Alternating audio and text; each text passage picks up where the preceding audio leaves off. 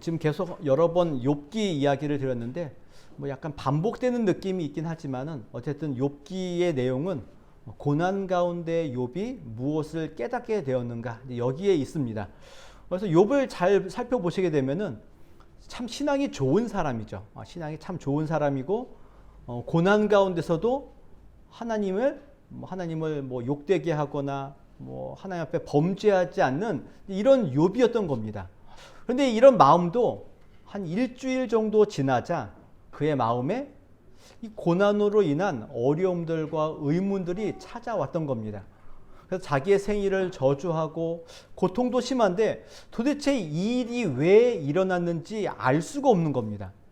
그러니까 분명히 하나님은 내가 잘못하면은 거기에 대해서 벌을 주시는 인과응보의 하나님이신데 자기가 아무리 생각해봐도 이런 고통을 받을 만한 죄를 지은 일이 없는 겁니다. 여기서 오는 힘듦이 있는 거죠. 너무 힘든 거죠. 내가 잘못해서 받는 고난이라면은 당연히 받겠죠. 근데 모르겠는 겁니다. 그래서 계속 누굴 찾습니까? 하나님, 대답해 주십시오. 하나님, 제발 좀 대답해 주십시오. 이게 욥의 외침이었죠. 그러자 하나님께서 드디어 욥에게 찾아오셔서 말씀하시죠. 근데 그 말씀은 욥의 마음을 시원하게 하지 않고 더 의문이 들 만한, 막 욥을 더 짓누르는 것처럼 보이는 질문들을 정말 폭풍처럼 쏟아 부으시는 거죠. 그래서 그 질문 가운데 욥이 바로 깨닫지 못하고 또 몰라서 40장쯤 가면은 하나님이 나타나셔서 말씀하셨는데 욥이 몰라서 또 계속 또 딴 얘기를 하죠. 그때 하나님이 또 다시 한번 욥에게 대장부처럼 내 말 잘 듣고 대답해라. 그리고는 40장, 41장을 이야기하자 욥이 오늘 40장에 와서 깨닫는 내용들을 하나님께 말하는 내용인 겁니다. 그래서 하나님께서 욥에게 무슨 질문하셨냐면은 크게 보면 두 가지입니다. 첫 번째는 창조와 그 창조물에 대한 내용들을 너가 알고 있느냐 이겁니다. 내가 창조할 때 너 뭐 했냐? 그리고 왜 저 동물들이 저렇게 행동하는지 너 알고 있느냐? 다 내가 했다 이겁니다. 근데 욥은 모르죠. 그리고 40장 41장에 가서는 베헤못, 리워야단 두 동물을 얘기하는데 다른 말로 하면은 하마와 악어를 두고 이야기합니다. 그래 두 동물이 하마인지 악어인지 무슨 리워야단인지 베헤못인지 정확히 알 수 없지만은 내용의 핵심이 이겁니다. 이렇게 힘이 세고 세상을 어지럽히는 동물들을 대해서 설명하는 겁니다. 너가 이렇게 힘있고 세상을 어지럽히는 이 두 동물들에 대해서 너 어떻게 할 수 있냐? 인간이 뭘 할 수 있냐? 없다는 겁니다. 누가 통제한다는 겁니까? 하나님이 통제하신다 이렇게 얘기하는 거예요.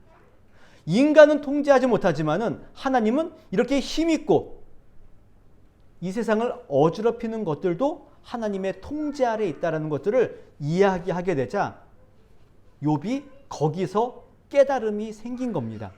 무슨 깨달음이냐면 하나님이 이 고난과 이 모든 어려움 가운데서도 하나님의 분명한 뜻이 있구나 이걸 깨닫는 겁니다. 베헤못과 리워야단도 통제하시는 하나님이라면은 나의 이 고난도 하나님의 손 안에 있구나 이거를 깨닫는 겁니다. 그리고는 오늘 대답을 하는 겁니다. 대답한 내용들을 몇 가지 살펴보면은 첫 번째로 욥이 깨달은 내용이 뭐냐면은 하나님의 전능하심을 깨닫습니다. 그래서 1절에 보면은 2절에 보면은 주께서는 못하실 일이 없사오며 무슨 계획이든지 못 이루실 것이 없는 줄 아오니. 욥이 안 게 있죠. 두 가지입니다. 하나님은 모든 것들을 하시고 하나님은 모든 것들을 이루시는 분이다 이겁니다. 하나님은 어떤 분이시라고요? 모든 것들을 하시고 모든 것을 이루시는 분인 겁니다. 이 모든 것 안에는 뭐가 다 포함되는 건가요? 우리가 쉽게 얘기하면 생사화복이 다 포함되는 거죠. 하나님은 이 모든 것들을 다 하시고 다 이루실 수 있는 분이다 이겁니다. 이게 첫 번째 욥이 깨달은 내용 중 하나. 하나님은 전능하십니다. 뭐든지 다 하시고 뭐든지 다 이루시는 분입니다. 그럼 두 번째로 뭘 깨닫냐면은 자신이 얼마나 무지한지를 깨닫습니다. 그리고는 3절에 이렇게 표현합니다. 무지한 말로 이치를 가리는 자가 누구니이까? 나는 깨닫지도 못한 일을 말하였고 스스로 알 수도 없고 헤아리기도 어려운 일을 말하였나이다. 그 자신이 지금까지 해왔던 엄청나게 많잖아요. 지금 뭐 거의 3장부터 거의 한 6장, 35장까지 엘리후가 얘기 전까지 욥이 엄청난 말을 해댔죠. 근데 이 모든 말이 뭐였다는 겁니까? 무지한 말이에요. 무지한. 나의 무지함에서 나오는 이야기였다. 그리고 무슨 깨닫지도 못하면서 했던 이야기이고 알 수도 없고 헤아리지도 못하는 이런 일들을 막 이야기했다는 겁니다. 결국은 전능하신 하나님이 하시는 그 일에 내가 아무것도 알지 못하고 그것을 깨닫지도 못하고 헤아리지도 못하면서 아무 말이나 막 했다는 거죠. 거기에 대해서 내가 얼마나 무지한지를 내가 이제 알았습니다 이겁니다. 욥은 계속해서 했던 이야기가 나는 죄가 없는데 하나님 나에게 왜 이런 고난을 주시는 겁니까? 근데 그 고난에 하나님의 뜻이 있는데 욥은 그 뜻을 몰라서 자꾸 아우성치고 소리 지르고 하나님께 대항하고 외치고 불평하고 불만했던 내용들을 욥이 이제서 깨닫는 거죠. 아, 제가 어리석었습니다. 제가 무지했습니다. 그러니까 하나님의 마음과 뜻을 모르면은 우리는 무지한 말로 아무 말이나 막 하게 돼 있는 거죠. 우리가 잘 아는 그 마태복음 25장에 보면은 달란트 비유가 나오죠. 그 달란트 비유가 나오는데 주인이 종들에게 5달란트, 2달란트, 1달란트를 나눠주죠. 근데 마지막에 다 주인 돌아와서 셈을 하는데 1달란트 받은 사람이 뭐라 그러나요? 주인에 대해서 오해하고 주인은 뭐 이런 사람입니다라고 막 이야기해. 그래서 내가 숨겨뒀습니다. 이 얘기를 하죠. 주인은 그런 분이 아닌데 1달란트 받은 사람이 오해한 거죠. 그리고는 무슨 얘기하는지 모르면서 막 화를 내고 불평과 불만을 일삼고 있는 거죠. 이게 어찌 보면 우리의 모습이죠. 이 우리의 모습인 겁니다. 포도원 품꾼 비유에도 마찬가지로 주인이 포도원을 일할 사람들을 막 불러 모으죠. 불러 모았는데 이른 아침에 뭐 또 3시, 5시, 7시, 뭐 9시, 11시 11시에 온 사람에게 1달란트를 주죠. 1데나리온 주죠. 그랬더니 막 처음 온 사람들이 막 화를 냈죠. 화낼 일이 아닌 거죠. 하나님의 긍휼과 은혜와 자비를 베풀었는데 사람들은 그 긍휼과 자비를 이해하지 못해서 아우성치는 모습이 보이는 겁니다. 이게 단순히 성경에 있는 이야기뿐만 아니라 우리가 살아가는 사회에서도 마찬가지죠. 그 사람의 마음과 뜻을 모르면은 우리는 뭐라고 얘기하나요? 불평과 불만을 일삼게 되어져 있는 거죠. 그분의 진심과 그 마음을 모르니까 그냥 무지한 말로 깨닫지 못했지만은 그냥 아무렇게나 막 이야기하는 겁니다. 오해하고 불평하고 불만하는. 거기에 대해서 욥이 깨닫는 거죠. 주님, 제가 무지했습니다. 제가 했던 말들은 다 무지한 얘기입니다. 하나님을 이해하지 못해서 나온 이야기입니다. 두 번째 깨달음인 거죠.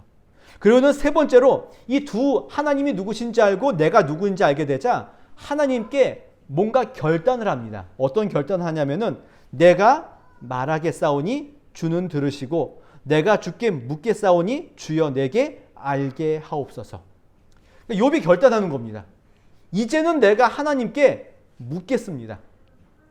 내가 그냥 무지한 말로 이해하지 못한 말로 아무 말이나 막 하지 않고 모르면 주님께 묻겠습니다. 그리고 주님이 알게 하실 때까지 기다리겠습니다. 이게 지금 욥이 하는 이야기인 겁니다. 이제는 내가 주님이 그 뜻을 알려주시고 나에게 대답하실 때까지 저는 기다리겠습니다. 다시는 어리석은 말을 하지 않겠습니다. 욥이 이렇게 얘기합니다. 그리고 또 이렇게 반응하죠. 내가 주께 대하여 귀로 듣기만 하였사오나 이제는 눈으로 주를 배움나이다. 되게 유명한 이야기죠. 이전까지는 주님을 뭘로 들었다고요? 귀로만 들었대요. 근데 이제는 눈으로 보고 있대요. 눈을 봤다는 겁니다. 뭐 실제로 정말 이게 정말 하나님을 봤다 이런 얘기인가요? 아니죠. 귀로 듣고 눈으로 봤다는 이야기는 쉽게 얘기하면은 내가 주님에 대해 하나님에 대해서 또 다른 차원으로 주님을 알게 되었습니다. 이런 의미인 거죠.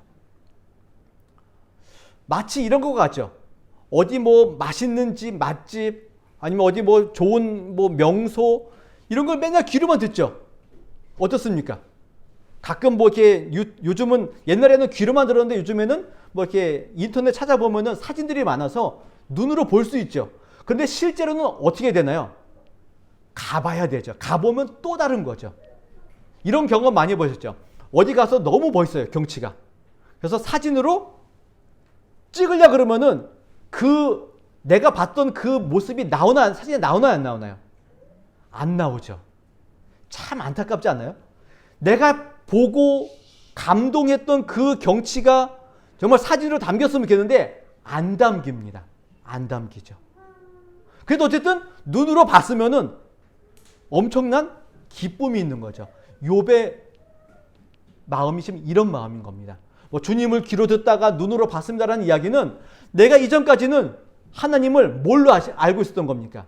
인과응보. 내가 잘하면 복 주고 못하면 나를 저주하시고 나에게 벌을 주시는 하나님으로만 내가 이해했습니다. 이게 귀로 듣는 하나님인 겁니다. 그러나 눈으로 봤다는 이야기는 하나님은 이 부분을 뛰어넘어 또 더 넓고 더 크신 하나님이심을 내가 깨달아 알았습니다. 이게 지금 욥이 이야기하는 내용인 거죠. 그리고는 마지막 결론적으로 이렇게 얘기합니다. 그러므로 내가 스스로 거두어 드리고 티끌과 재 가운데서 회개하나이다. 지금까지 제가 했던 모든 말, 내가 하나님을 이렇게 깨닫고 이렇게 결단한 다음에 이제는 나는 그동안 내가 했던 모든 이야기를 뭐 하겠다고요? 거둬들이겠대요. 처리하겠다는 거죠. 지금까지 제가 했던 얘기는 다 무지한 이야기니 이걸 다 처리하겠습니다. 다 버리겠습니다. 다시는 이런 얘기 하지 않겠습니다. 그리고는 티끌과 재 가운데에서 회개합니다. 티끌과 재는 뭔가요? 티끌과 재는 뭐 당연히 무슨 뭐 어려운 자리겠죠. 뭐 더러운 자리고 뭐 이렇게 자리지만 여기서 얘기한 내용은 욥이 지금 처해 있는 고난의 상황을 이야기합니다. 그래서 욥기 30장 19절에 보면은 하나님이 나를 진흙 가운데 던지셨고 나로 티끌과 재 같게 하셨구나. 그러니까 하나님이 나를 진흙 가운데 던지셨고 자신을 뭐처럼요? 티끌과 재처럼. 그럼 지금 욥의 상황은 어떻습니까? 모든 재산과 가족이 다 죽고 망해버리고 자기의 몸도 병으로 인해서 힘든 그 상황. 이게 티끌과 재죠. 내가 이 고난 가운데서 주님 앞에 뭐 하겠다고요? 내가 했던 모든 이야기를 거둬들이고 주님께 회개합니다. 이겁니다. 내가 이 고난의 자리에서 주님을 원망하고 불평하는 것이 아니라 지금까지 원망하고 불평했던 이 모든 것들을 내가 다 회개합니다. 이겁니다. 회개합니다. 지금까지 했던 얘기 다 벗어버리고 주님 앞에 내가 회개합니다. 이게 지금 욥이 마지막에 했던 이야기인 겁니다. 하나님 나와서 이야기해 주십시오. 하나님이 말씀하시자 욥이 깨달은 내용이 여기 있습니다. 내가 했던 모든 말 거둬들이고 주님 앞에 회개합니다. 이게 욥의 결론인 겁니다.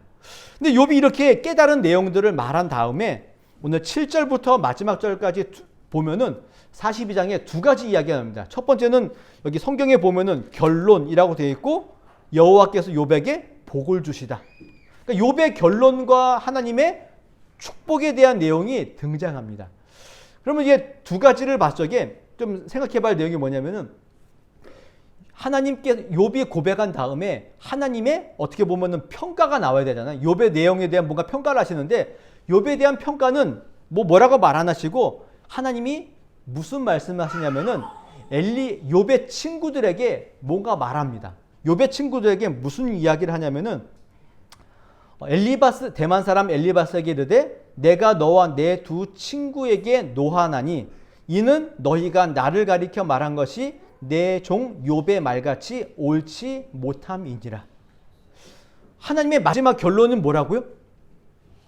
욥을 두고 너 잘했어. 잘 깨달았어. 뭐 이렇게 칭찬하는 것지도 않고 욥의 세 친구들에게 화를 내십니다. 근데 화를 내는데 뭐라고 화내시냐면은 너희들의 이야기가 내 종 욥의 말처럼 뭘 못하다고요? 옳지 못하다. 그러니까 의롭지 못하다는 거죠. 그럼 반대로 얘기하면은 새 친구의 이야기는 옳지 못하고 욥의 말은 옳다는 이야기인 거죠. 지금 하나님이 지금 욥의 이야기를 뭐 하시는 겁니까? 지금 인정하시는 거죠. 네 말이 옳다 이야기하는 겁니다. 근데 욥의 이야기를 잘 들어보시면은 마지막 42장에서는 좀 좋은 얘기를 했지만은 앞의 이야기는 옳은 이야기입니까? 안 옳은 이야기인 겁니까? 옳지 않은 것처럼 보이죠. 근데 하나님은 거기도 옳다라고 지금 말씀하시는 겁니다. 하나님이 옳다라고 하는 이야기는 그의 말이 뭐 정의롭고 그게 논리에 맞고 이래서가 아니라 욥이 가지고 있는 하나님의 고난에 대해 욥이 말하고 있는 욥이 이야기하는 이 모든 일들이 괜찮다는 이야기인 겁니다. 욥의 불평과 욥의 아우성과 욥의 외침이 하나님 보시기에 괜찮다는 겁니다. 어찌됐건 간에 이 모든 일의 중심에 하나님을 찾고 하나님에게 뭔가 대답을 원하고 주님 안에서 무언가를 찾고자 하는 그 욥의 행동들이 옳다라고 지금 인정해 주시는 겁니다. 욥의 아우성은 뭐였죠? 하나님 왜 내 편을 안 들어주시는 겁니까? 왜 나에게 말씀 안 하시는 겁니까? 근데 하나님은 네 말이 옳다라고 말씀하시면서 너가 지금 거기에서 외치고 불평하고 뭐 아우성쳤던 그 자리에도 하나님이 뭐 하신 겁니까? 함께 했다 이겁니다.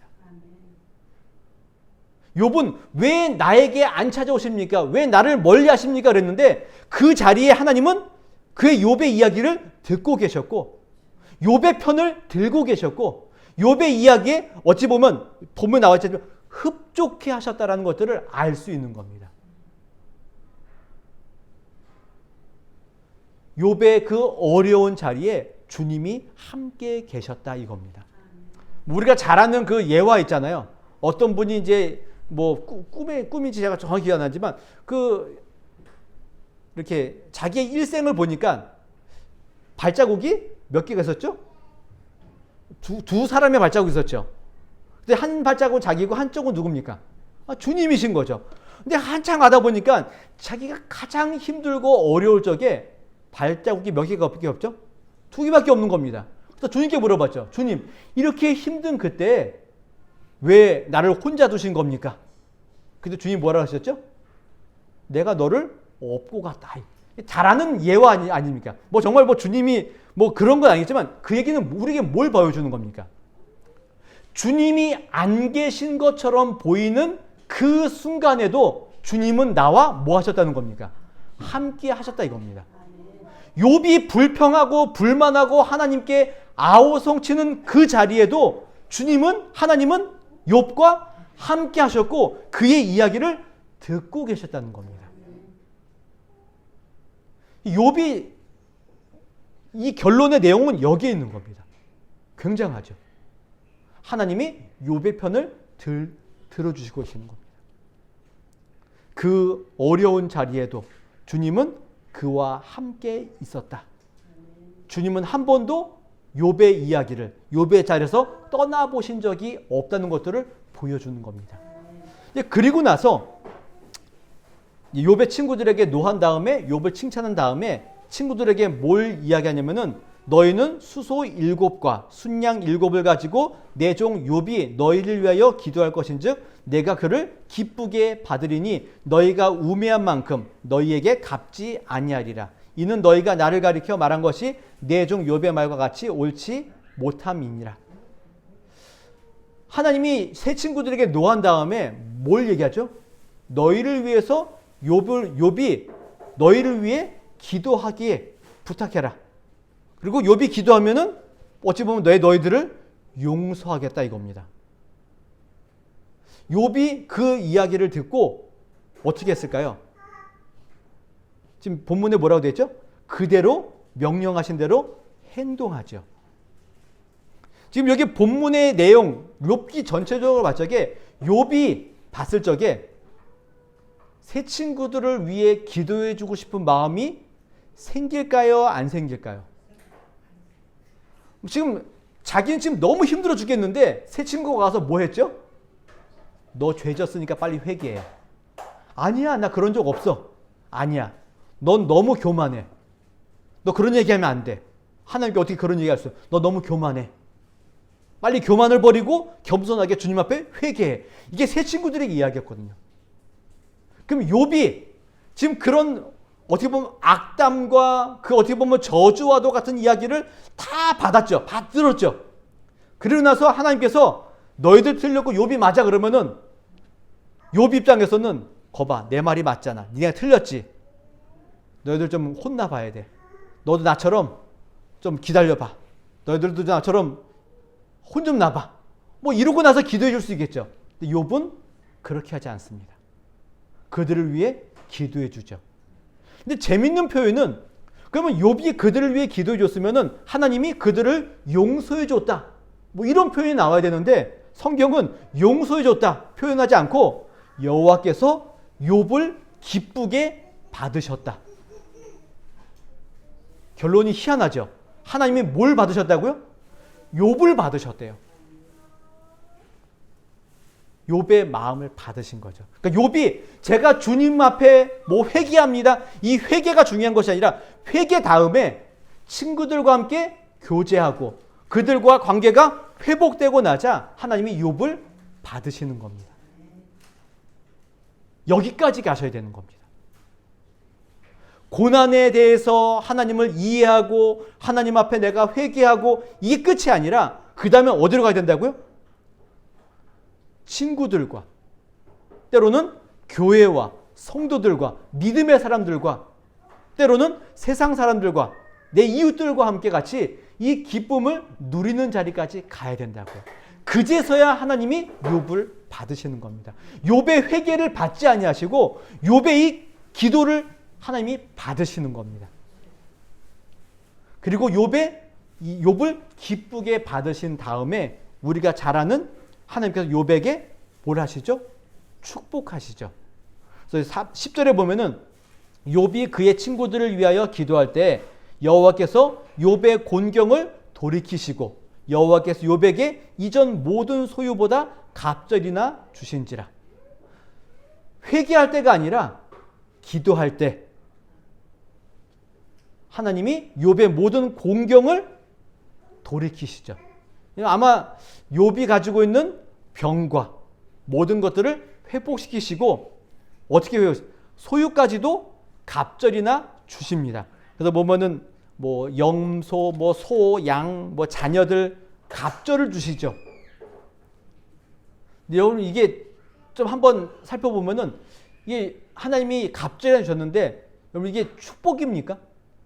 정말 축복처럼 여겨지십니까? 지금 내 앞에 있었던 자녀 다 죽고 쫄딱 망하고 이렇게 어려움 겪은 다음에 하나님이 그동안 고난받으려고 수고했으니까 자 이거 더 가져. 그거 받으면서 여러분 너무 막 기쁘실 겁니까? 아니 이렇게 하실 거면 차라리 이걸 안 하셨어야죠. 그렇죠? 안 하셨어야죠. 여기서 이 갑절 때문에 우리가 너무 많이 이거를 막 기쁘게 생각하는데 사실 어떤 면에서 보면 기쁜 일은 아닐 수 있습니다. 그러나 이 갑절을 주셨더라라는 이야기의 핵심은 하나님께서 욥의 이 고난과 어려움을 지난 이후에 뭐가 있다는 겁니까? 하나님의 은혜와 복이 있음을 우리에게 알려주는 내용인 겁니다. 이게 결론인 겁니다. 갑절 주시겠지. 이게 중요한 것이 아니라 고난을 지나가야 우리에게 뭐가 찾아온다고요? 은혜와 복이 우리에게 온다는 것들을 보여주기 위해서 이 본문이 있는 겁니다. 결론이 희한하죠. 욥의 친구들을 용서함으로 하나님께서 욥을 인정해 주시고 이 고난을 겪은 이후에 욥에게 복을 주시는 하나님으로 결론을 맺고 있는 겁니다. 이게 어찌 보면 욥기인 겁니다. 그래서 어떤 분이 욥기를 이야기하면서 욥기의 주제는 이런 것이다라고 이야기를 했는데 뭐라고 표현하면 이렇게 표현합니다. 하나님의 일, 하나님을 섬기는 일에 고난당하고 고난으로 하나님을 섬기는 것, 고난으로 온전해지는 것을 욥기는 증언한다. 이게 뭡니까? 하나님의 일을 뭘 통해서 일하신다고요? 고난을 통해서 일하고 또 고난을 통해서 뭐가 이루어진다고요? 우리의 온전함과 하나님을 섬기는 일이 욥기가 우리에게 말하는 내용이다 이겁니다. 욥기는 인내하니 하나님이 복을 주셨다 이게 아닌 겁니다. 어렵고 힘든 가운데 하나님의 일을, 하나님을 섬기는 일을, 내가 온전해지는 그 일을 보여주는 책이 욥기다 이렇게 얘기하는 겁니다. 그래서 히브리서에도 보게 되면은 이런 표현이 있습니다. 그가 아들이면서도 받으신 고난으로 순종함을 배워서 온전하게 되셨은즉. 그러니까 예수님도 아들이신데 뭘 받으셨다고요? 고난을 통해서 순종함을 배우고 온전하게 되셨다. 이렇게 표현해요. 누구도요? 주님도. 그렇다면 예수님도 그 길을 가셨다면 우리도 당연히 고난으로 순종을 배우고 온전하게 되는 일이 어찌 보면 마땅하다. 이렇게 표현하고 있는 겁니다. 그래서 저는 이 욥기의 결론을 이렇게 읽어보면서 뭐와 많이 연관되어 있냐면은 로마서 8장과 엄청나게 비슷한 내용들이 많이 있다는 것들이 보여지는 겁니다. 욥기의 결론이 이 고난을 겪은 이후에 복이 찾아오는 하나님의 복이 오심을 보여주는 내용이죠. 로마서 8장에도 이런 표현이 있죠. 자녀이면 또한 상속자 곧 하나님의 상속자요 그리스도와 함께한 상속자니 우리가 그와 함께 영광을 받기 위하여 고난도 함께 받아야 할 것이니라. 같은 내용이죠. 주제가 같죠. 그래서 저는 이 욥의 마지막 이 고백, 내가 그러므로 나는 욥이 뭐라 그러므로 내가 스스로 거둬들이고 티끌과 재 가운데서 회개하나이다. 거둬들이고 회개하나이다. 이 내용은 회개라는 단어로도 쓸 수 있지만은 다른 말로 하냐면은 제 생각을 바꾸겠습니다 이겁니다. 고난과 티끌과 재에 대한 나의 생각을 바꾸겠습니다 이겁니다. 우리의 생각이 바뀌셔야 되는 겁니다. 뭘로 바뀌셔야 되는 겁니까? 고난은 하나님이 나에게 벌을 주시는 거다. 이게 아니라 이 일을 통하여서 하나님이 나에게 어떤 뜻과 계획과 목적을 가지고 있습니다라고 생각을 바꾸시고 달리 하시는 겁니다. 이 낮아진 자리, 고난의 자리에서 주님, 제가 생각을 바꾸고 다시 일어서겠습니다 이겁니다. 하나님의 선하신 뜻, 하나님의 계획에서는 그 어떤 것도 헛된 것이 없고 하나님은 실수하지 않고 모든 것이 하나님이 합력하여 선을 이루시는 것입니다. 이 얘기라는 거죠. 내가 내 고난에 대한 생각을 바꾸겠습니다는 이야기는 이 모든 일을 통하여서 합력하여 선을 이루시는 하나님이심을 내가 믿겠습니다 이겁니다. 그래서 내 생각을 바꾸겠습니다라고 표현하고 있는 겁니다. 시편에도 보면은 이런 표현이 있습니다. 우리를 비천한 가운데에서도 기억해 주신 이에게 감사하라. 그 인자하심이 영원함이로다. 주님께 감사하고 또 주님께 감사하는 그 내용 중에 하나가 뭐였다고요?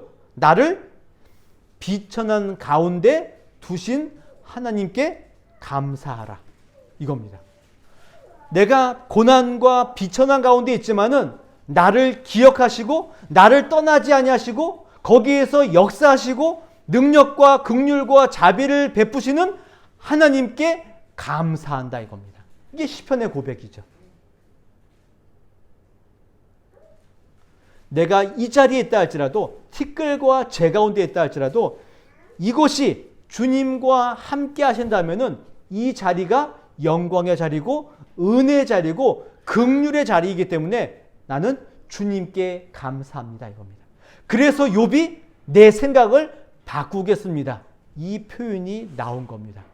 여러분 어떻습니까? 여러분 이 고난 가운데 여러분의 생각을 바꾸실 수 있겠습니까?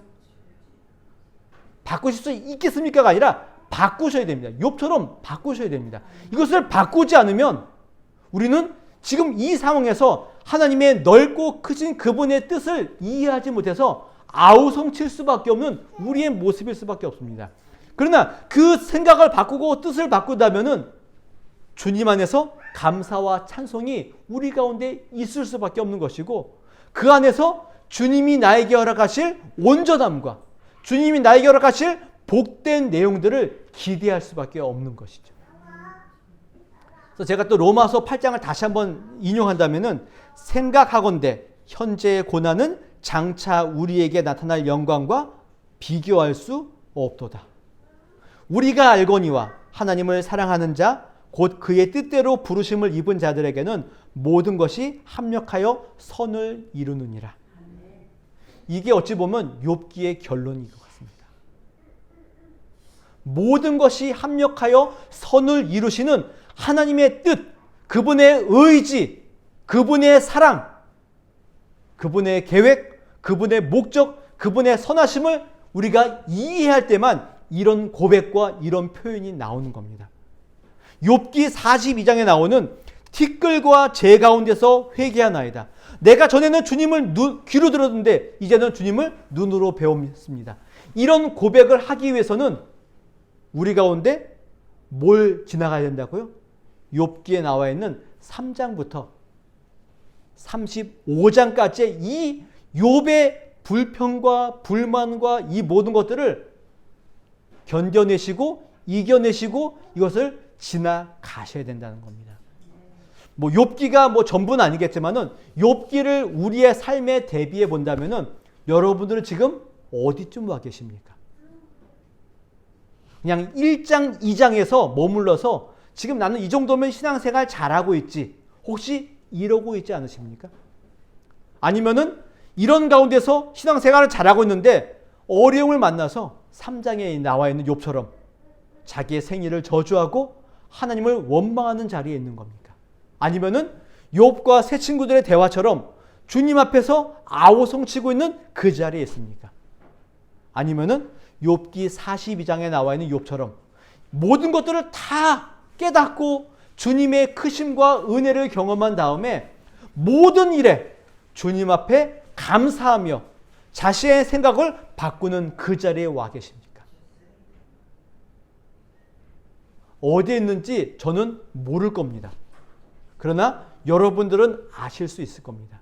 어디에 계시든 한 가지 확실한 것은 여러분들이 1, 2장에 있던 3장에 있던 뭐 중간에 머물러 있던 42장에 머물러 있던 하나님께서는 저와 여러분들을 절대 포기하지 않고 우리를 끝까지 붙들어 내셔서 때로는 우리의 눈물도 빼시고 우리가 불평하고 소리치는 것도 들으시면서까지라도 우리를 어디로 인도하시는 겁니까?